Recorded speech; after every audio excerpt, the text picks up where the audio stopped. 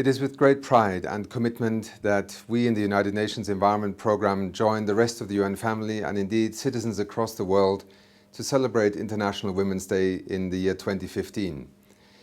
It marks a particularly important year when we revisit the 1995 summit that took place in Beijing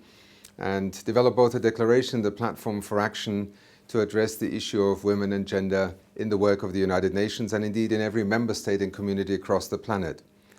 In many respects, we have much to celebrate. Much has happened since 1995, and as the international community revisits the progress that has been achieved since 1995, it should take cognizance of the efforts, the commitment, the initiatives, and the progress that has been made.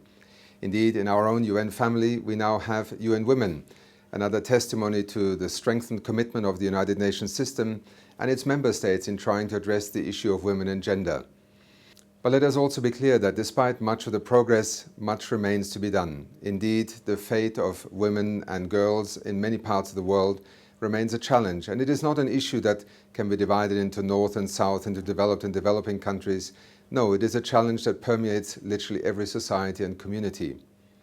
In our work as the United Nations Environment Programme, we are deeply committed to working with our colleagues in UN Women and indeed the entire UN system under the leadership of our Secretary General Ban Ki-moon in continuing to address the issue of gender in our own particular work related to the environment.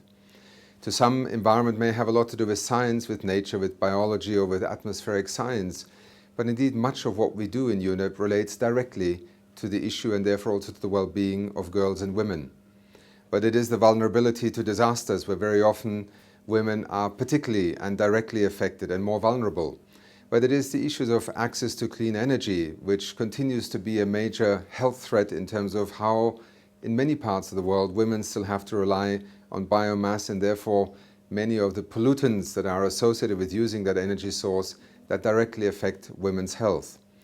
But it is also in the kind of inclusive green economy that we are working towards in UNEP and that with many partners across the world, we are seeking to raise the understanding of how important nature, natural resources, healthy ecosystems, lower pollution levels, resource efficiency speak directly to a gender-differentiated approach to development. It is through our work in UNEP that we are committed to both addressing the rights of the past, but also to be part of a collective effort to create the conditions in which girls and women have equal opportunity, in which their ability to contribute to the future of our societies and to development is assured, both in legal terms, in the kinds of development policies that are put in place, and also in the kind of gender differentiation and understanding that allows us to appreciate how particular policies, programs and actions can either enable or disable and disempower women to play the full and righteous role that they should have in our communities and societies. Time and again, we in UNEP have also learned lessons as to how we need to adjust our own internal strategies, how we need to put policies in place,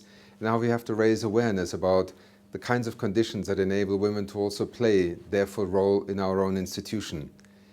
It is with these perspectives that we join the international community in celebrating the International Women's Day and also 2015 as a critical year in which we recommit ourselves and also take forward the agenda that will allow us perhaps one day to celebrate International Women's Day as something that is truly just a cause for celebration rather than a reminder of how far we have to go. Thank you.